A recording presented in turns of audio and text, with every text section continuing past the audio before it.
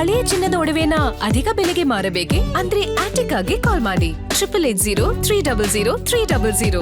Attica gold company. ಅಜ್ಞಾತ ಸ್ಥಳದಿಂದ ವಾಪಸ್ಸಾದ ರಾಮಲಿಂಗಾರೆಡ್ಡಿಯ ಮನವೊಲಿಸಲು ಸಿಎಂ ಡಿಕೆ ಶಿವಕುಮಾರ್ ಕಸರತ್ತನ್ನ ಮಾಡ್ತಾ ಇದ್ದಾರೆ.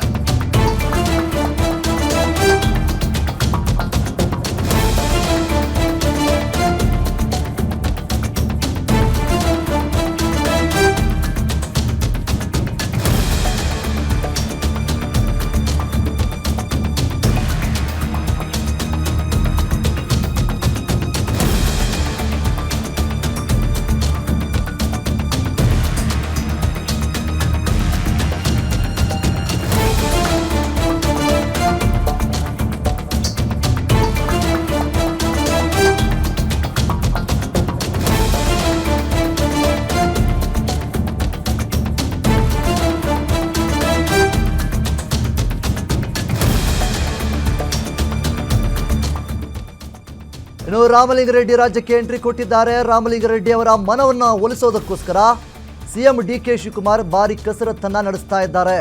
ಈಗಾಗಲೇ ಖಾಸಗಿ ಹೋಟೆಲ್ನಲ್ಲಿ ಡಿಕೆ ಶಿವಕುಮಾರ್ ಸಂಧಾನ ಸೂತ್ರವನ್ನ ನಡೆಸ್ತಾ ಇದ್ದಾರೆ. ರಾಮಲಿಂಗಾರೆಡ್ಡಿಯನ್ನ ಭೇಟಿಯಾಗಿದ್ದಾರೆ ಸಿಎಂ ಡಿಕೆ ಶಿವಕುಮಾರ್. ಜಯನಗರದಲ್ಲಿರುವಂತಹ ಖಾಸಗಿ ಹೋಟೆಲ್ನಲ್ಲಿ ಭೇಟಿ ಮಾಡಿದ್ದಾರೆ. ಈ ವೇಳೆ ಭೇಟಿ ಮಾಡಿ ಮಾತನಾಡ್ತಾ ಇದ್ದಂತಹ ಸಂದರ್ಭದಲ್ಲಿ ಈ ವೇಳೆ ಹಿಂದಿನ ಮಾತನ್ನ ನೆನಪಿಸಿದ್ದಾರೆ ರಾಮಲಿಂಗಾರೆಡ್ಡಿ ಅವರು.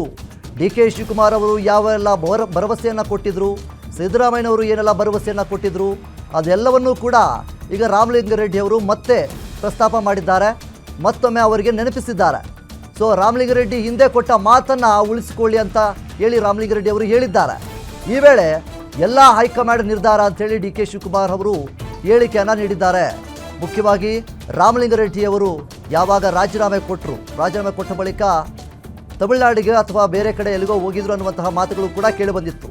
ಸೊ ಒಂದಿಷ್ಟು ರಾಜ್ಯದಲ್ಲಿ ಕೋಲಾಹಲ ಕೂಡ ಸೃಷ್ಟಿಯಾಗಿತ್ತು. ದಿಢೀರನೇ ರಾಮಲಿಂಗಾರೆಡ್ಡಿ ಅವರು ಈ ರೀತಿ ಏನು ರಾಜೀನಾಮೆಯನ್ನು ಕೊಟ್ಟಿದ್ದಾರೆ ಅನ್ನುವಂತಹ ನಿಟ್ಟಿನಲ್ಲಿ. ಸೊ ಈ ಒಂದು ಸಂದರ್ಭದಲ್ಲಿ ರಾಮಲಿಂಗಾರೆಡ್ಡಿ ಅವರು ರಾಜ್ಯಕ್ಕೆ ಎಂಟ್ರಿ ಕೊಟ್ಟಿದ್ದಾರೆ. ಡಿ ಕೆ ಶಿವಕುಮಾರ್ ಅವರ ಜೊತೆಗೆ ಮಾತುಕತೆಯನ್ನು ಮಾಡ್ತಾ ಇದ್ದಾರೆ ಜಯನಗರದ ಖಾಸಗಿ ಹೋಟೆಲ್ನಲ್ಲಿ. ಇನ್ನು ಇದ್ರ ಬಗ್ಗೆ ಹೆಚ್ಚಿನ ಮಾಹಿತಿಗಳನ್ನು ನೀಡೋದಕ್ಕೆ ನಮ್ಮ ಪ್ರತಿನಿಧಿ ದುರ್ಗೇಶ್ ನಮ್ಮ ಜೊತೆ ಇದ್ದಾರೆ. ದುರ್ಗೇಶ್, ರಾಮಲಿಂಗಾರೆಡ್ಡಿ ಅವರು ದಿಢೀರನ್ನು ಈಗ ರಾಜ್ಯಕ್ಕೆ ಎಂಟ್ರಿ ಕೊಟ್ಟಿದ್ದಾರೆ. ಡಿ ಕೆ ಶಿವಕುಮಾರ್ ಅವರ ಜೊತೆ ಮಾತುಕತೆಯನ್ನು ಸಹಿತ ಮಾಡ್ತಾ ಇದ್ದಾರಂತೆ. ಹಾಗೆ ಹಿಂದೆ ಕೊಟ್ಟಂತಹ ಭರವಸೆಗಳ ಬಗ್ಗೆ ಮಾತನಾಡ್ತಾ ಇದ್ದಾರೆ. ಡಿ ಕೆ ಶಿವಕುಮಾರ್ ಅವರು ಒಂದು ಕಡೆ ಹೈಕಮಾಂಡ್ ನಿರ್ಧಾರ, ಅಂತಿಮ ನಿರ್ಧಾರ ಅನ್ನುವಂಥ ನಿಟ್ಟಿನಲ್ಲಿ ಹೇಳ್ತಾ ಇದ್ದಾರೆ. ಸೊ ಇದ್ರ ಬಗ್ಗೆ ಇನ್ನೂ ಏನೆಲ್ಲ ಆಗ್ತಾ ಇದೆ? ವಿನೋದ್, ರಾಮಲಿಂಗಾರೆಡ್ಡಿ ಅವರು ಬೆಳ್ಳಂಬೆಳಗ್ಗೆ ದಿಢೀರಾಗಿ ಸುದ್ದಿಗೋಷ್ಠಿಯನ್ನು ನಡೆಸಿ ತಮಗೆ ಕೊಟ್ಟಿರುವಂತಹ ಖಾತೆಯ ವಿಚಾರಕ್ಕೆ ಅಸಮಾಧಾನವನ್ನು ವ್ಯಕ್ತಪಡಿಸಿ ರಾಜೀನಾಮೆಯನ್ನ ಘೋಷಣೆ ಮಾಡಿದ್ರು. ಅದಾದ ಬಳಿಕ ಕಾರ್ಯಕರ್ತರು ಒಂದಿಷ್ಟು ಅಸಮಾಧಾನ, ಆಕ್ರೋಶವನ್ನು ಹೊರಹಾಕಿದ್ರು. ಬೆಂಗಳೂರಿನ ಉಸ್ತುವಾರಿಯನ್ನ ಕೊಡ್ಲೇಬೇಕು, ಬೆಂಗಳೂರು ನಗರಾಭಿವೃದ್ಧಿಯನ್ನ ರಾಮಲಿಂಗಾರೆಡ್ಡಿ ಅವರಿಗೆ ಕೊಡ್ಲೇಬೇಕು ಅನ್ನುವಂತ ಪಟ್ಟಣ ಹಿಡಿದಿದ್ರು. ಆದ್ರೆ ಡಿ ಕೆ ಶಿವಕುಮಾರ್ ಅವರು ಕೂಡ ಬೆಳಗ್ಗೆಯಿಂದಲೂ ಕೂಡ ಹೈಕಮಾಂಡ್ ನಾಯಕರ ಜೊತೆಗೆ ಮಾತುಕತೆ ನಡೆಸಿದ್ರು. ಅದಾದ ಬಳಿಕ ರಾಹುಲ್ ಗಾಂಧಿ ಮತ್ತು ಮಲ್ಲಿಕಾರ್ಜುನ್ ಖರ್ಗೆ, ಕೆ.ಸಿ. ವೇಣುಗೋಪಾಲ್ ಮತ್ತು ಸುರ್ಜೇವಾಲಾ ಎಲ್ಲರೂ ಕೂಡ ರಾಜ್ಯಕ್ಕೆ ಮಲ್ಲಿಕಾರ್ಜುನ್ ಖರ್ಗೆ ಅವರು ನಾಮಪತ್ರ ಸಲ್ಲಿಕೆ ಕಾರ್ಯಕ್ರಮಕ್ಕೆ ಆಗಮಿಸಿದ್ರು. ಈ ಒಂದು ಸಂದರ್ಭದಲ್ಲಿ ಈ ಒಂದು ಗೊಂದಲ, ಅದರಲ್ಲೂ ಕೂಡ ರಾಮಲಿಂಗಾರೆಡ್ಡಿ ಅವರ ರಾಜೀನಾಮೆ ವಿಚಾರ, ಮುನಿಯಪ್ಪ ಅವರ ಅಸಮಾಧಾನ ವಿಚಾರ ಬಹಳಷ್ಟು ಸದ್ದು ಮಾಡ್ತಾ ಇತ್ತು. ಹೀಗಾಗಿ ಇಬ್ಬರು ನಾಯಕರ ಮುನಿಸನ್ನ ತಿಳಿಸಬೇಕು ಅನ್ನೋ ನಿಟ್ಟಿನಲ್ಲಿ ಹೈಕಮಾಂಡ್ ನಾಯಕರು ಮತ್ತೆ ರಾಜ್ಯದ ನಾಯಕರು ಕೂಡ ಸಭೆಗಳನ್ನ ನಡೆಸಿದ್ರು. ಮೊದಲಿಗೆ ಸಿದ್ದರಾಮಯ್ಯ ಅವರ ಜೊತೆಗೆ ಕೆ.ಎಚ್. ಮುನಿಯಪ್ಪ ಅವರು ಬೆಳಿಗ್ಗೆ ಸಭೆಯನ್ನು ನಡೆಸಿದ್ರು. ರಾಹುಲ್ ಗಾಂಧಿ ಅವರು ಕೂಡ ಆ ಒಂದು ಸಂದರ್ಭದಲ್ಲಿ ಇದ್ರು. ಈ ಮುನಿಯಪ್ಪ ಮತ್ತೆ ರಾಮಲಿಂಗಾರೆಡ್ಡಿ ಅವರ ಅಸಮಾಧಾನ ಒಂದು ಕಡೆ ಆದ್ರೆ, ಮುನಿಯಪ್ಪ ಅವರು ಸೀನಿಯಾರಿಟಿಗೆ ವಿಚಾರಕ್ಕೆ ಸಂಬಂಧಪಟ್ಟಂತೆ ಖಾತೆಗಳ ಹಂಚಿಕೆ ಸರಿಯಾಗಿ ಆಗಿಲ್ಲ, ಸೀನಿಯಾರಿಟಿಗಳಿಗೆ ಕೊಡಬೇಕಾದ ಗೌರವ ಕೊಟ್ಟಿಲ್ಲ ಅನ್ನುವಂತ ಮಾತುಗಳನ್ನ ಹೇಳಿದ್ರು. ಮತ್ತು ಅದನ್ನ ರಾಹುಲ್ ಗಾಂಧಿ ಅವರು ಮುಂದೆ ಕೂಡ ಪ್ರಸ್ತಾಪ ಮಾಡಿದ್ರು. ಇದರ ನಡುವೆ ರಾಮಲಿಂಗಾರೆಡ್ಡಿ ಅವರು ತಮಿಳುನಾಡು ಪ್ರವಾಸವನ್ನು ಕೈಗೊಂಡಿದ್ರು. ಖಾಸಗಿ ಕಾರ್ಯಕ್ರಮದಲ್ಲಿ ಭಾಗಿಯಾಗೋದಕ್ಕೆ ಅಂತ ರಾಮಲಿಂಗಾರೆಡ್ಡಿ ಬೆಂಗಳೂರಿನಿಂದ ತಮಿಳುನಾಡು ಪ್ರವಾಸವನ್ನು ಕೈಗೊಂಡಿದ್ರು. ಸಂಜೆ ಅವರು ಬೆಂಗಳೂರಿಗೆ ವಾಪಸ್ ಆಗಿದ್ದಾರೆ. ಬೆಂಗಳೂರಿಗೆ ವಾಪಸ್ ಆದ ಬಳಿಕ ಡಿ ಕೆ ಶಿವಕುಮಾರ್ ಅವರು ಕೂಡ ರಾಮಲಿಂಗಾರೆಡ್ಡಿ ಜೊತೆ ಮಾತುಕತೆ ಮಾಡ್ತೀನಿ, ಹೈಕಮಾಂಡ್ ಒಂದು ನಿರ್ಧಾರವನ್ನು ತೆಗೆದುಕೊಂಡಿದೆ, ಕೃಷ್ಣ ಬೈರೇಗೌಡ ಅವರಿಗೆ ಬೆಂಗಳೂರು ನಗರಾಭಿವೃದ್ಧಿ ಖಾತೆಯನ್ನು ಕೊಟ್ಟಿದೆ, ಇದ್ರ ಬಗ್ಗೆ ಮನವೊಲಿಸುವಂತ ಕೆಲಸವನ್ನ ಮಾಡ್ತೀವಿ ಅಂತ ಡಿ ಕೆ ಶಿವಕುಮಾರ್ ಮಾಧ್ಯಮಗಳಿಗೆ ಹೇಳಿಕೆ ಕೊಟ್ಟಿದ್ರು.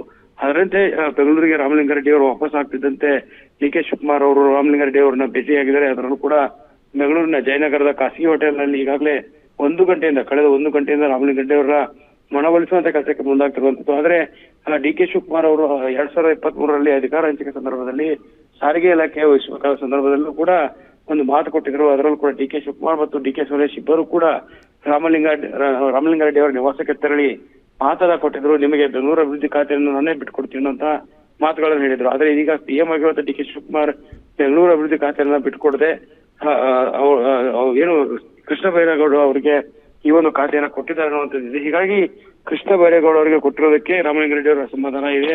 ಹೀಗಾಗಿ ನನಗೆ ಜಲಸಂಪನ್ಮೂಲ ಖಾತೆ ಕೊಟ್ಟಿರೋದು ಸರಿಯಲ್ಲ. ಡಿ ಕೆ ಶಿವಕುಮಾರ್ ಅವರು ನೀವು ಸಿಎಂ ಆಗಿದ್ರಿ, ನೀವು ಶಾಸಕರ ಸಚಿವರಿದ್ದಾಗ ಬೆಂಗಳೂರು ಖಾತೆ ಬಿಟ್ಕೊಡ್ತೀನಿ ಅಂತ ಹೇಳಿದ್ರಿ. ಆದ್ರೆ ಇದೀಗ ಸಿಎಂ ಆಗಿದ್ರಿ, ನೀವೇ ಒಂದು ಹೈಕಮಾಂಡ್ ನಾಯಕರನ್ನ ಮನವೊಲಿಸುವ ಕೆಲಸವನ್ನು ಮಾಡಿ ನನಗೆ ಬೆಂಗಳೂರು ನಗರಾಭಿವೃದ್ಧಿ ಖಾತೆಯನ್ನ ಕೊಡ್ಬೇಕು ಅನ್ನುವಂತ ಪಟ್ಟಣ ಹಿಡಿದಿದ್ದಾರೆ. ಆದ್ರೆ ಹೈಕಮಾಂಡ್ ನಾಯಕರು ನಿರ್ಧಾರ ಮಾಡಿದ್ದನ್ನು ನಾನು ಪ್ರಶ್ನೆ ಮಾಡೋದಕ್ಕೆ ಬರಲ್ಲ ಅನ್ನೋದ್ರ ನಿಟ್ಟಿನಲ್ಲಿ ಡಿ ಕೆ ಶಿವಕುಮಾರ್ ಅವರು ಕೂಡ ಮಾತನ್ನ ಹೇಳ್ತಿರುವಂತದ್ದು. ಹೀಗಾಗಿ ಇವತ್ತು ಇಬ್ಬರ ನಡುವಿನ ಮಾತುಕತೆಯಿಂದ ಏನಾದ್ರು ರಾಮಲಿಂಗಾರೆಡ್ಡಿ ಅವರು ಮನವೊಲಿಸಿ ರಾಜೀನಾಮೆಯನ್ನು ವಾಪಸ್ ಪಡಿತಾರೆ ಅನ್ನೋಂಥದ್ದು ಬಹಳ ಕುತೂಹಲ ಮೂಡಿಸ್ತಾ ಇದೆ. ಜೊತೆಗೆ ರಾಮಲಿಂಗಾರೆಡ್ಡಿ ಅವರಿಗೆ ಬೆಂಗಳೂರು ನಗರಾಭಿವೃದ್ಧಿಯೇ ಬೇಕೆಂದು ಸಾಕಷ್ಟು ಅಭಿಮಾನಿಗಳು ಮತ್ತು ಕಾರ್ಯಕರ್ತರು ಕೂಡ ಪಟ್ಟಣ ನಡೆದಿದ್ದಾರೆ.